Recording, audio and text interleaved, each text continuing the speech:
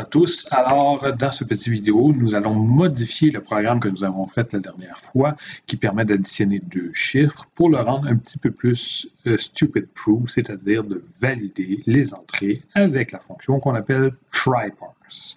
Donc, on va retourner dans le code du programme. Hein. C'est le même code, j'ai rien changé depuis la dernière fois.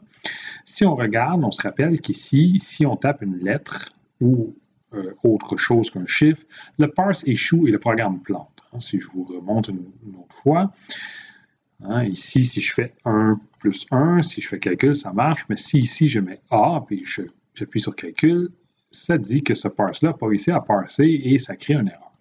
Donc, on va d'abord et avant tout vérifier que tout ça fonctionne. Okay? Donc, il va falloir imbriquer des if. Donc, on va se dire si. OK? Et là, on va utiliser try-parse. Donc, on va dire si FC1, parce qu'on veut valider le premier chiffre, point try-parse, cette fois-ci, de quel texte? Donc, ça va être le texte box chiffre 1, la propriété texte, comme d'habitude, virgule, dans quelle variable on veut stocker ça. Donc, dans ce cas-ci, on veut stocker ça dans FC1, comme ceci. OK? Voilà. Et là, try-parse a la particularité de retourner 1 si il a réussi à trouver un chiffre et 0 s'il n'a pas réussi. Et on sait qu'en C, la valeur 1 est égale à vrai. Donc, on veut faire quelque chose. Donc, si jamais tout ça est vrai, on fait quelque chose. Donc, si c'est vrai, ça veut dire qu'on a réussi à trouver le premier chiffre.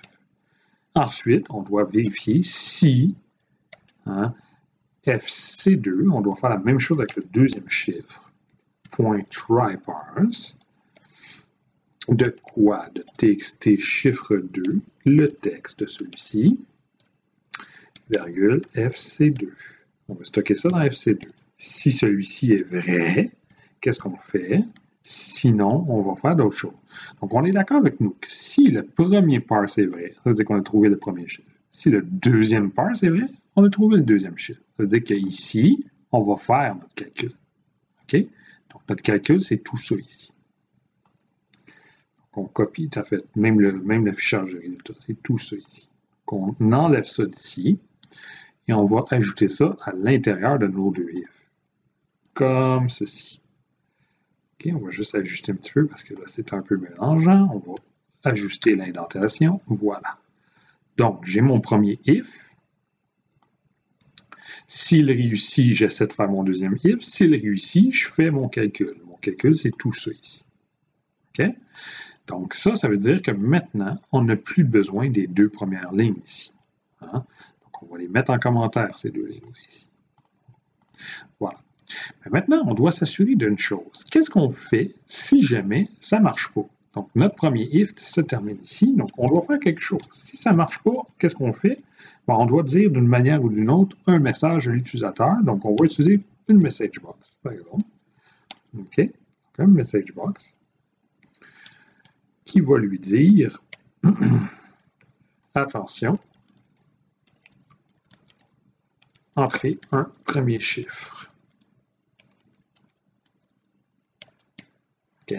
Donc, ça, c'est si le premier try-parse échoue. Sinon, le deuxième try-parse est ici.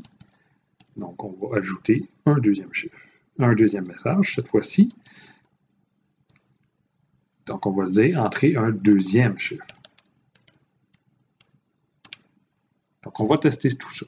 Donc, si on exécute,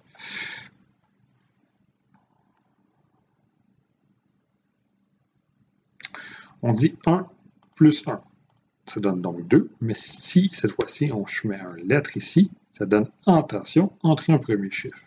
Voilà, parce que je n'avais pas fait un bon chiffre ici, je mets 3, et cette fois-ci, je fais la même erreur ici. Ça dit attention, entrer un deuxième chiffre. Donc, on a réussi à corriger et à valider les entrées. Donc, peu importe ce que l'utilisateur entre, ça va fonctionner. OK? Donc, si j'essaie de tout mettre le code, ou à peu près, donc voici, on a nos deux if imbriqués un dans l'autre. Avec le else. Donc, je vous invite à mettre sur pause tranquillement pour voir l'ensemble du code. Donc, je vais descendre tranquillement pour que vous puissiez voir l'ensemble du code. Si jamais vous n'avez pas le temps de lire, vous n'avez qu'à mettre sur pause le code au moment opportun, le vidéo, pardon, au moment opportun. Donc, j'espère que ceci vous a aidé et à comprendre le try-parse. Je vous demanderai de vous référer aux notes de cours qu'on va avoir vues sous peu pour plus d'informations. Passez une belle fin de journée et on se revoit au prochain vidéo.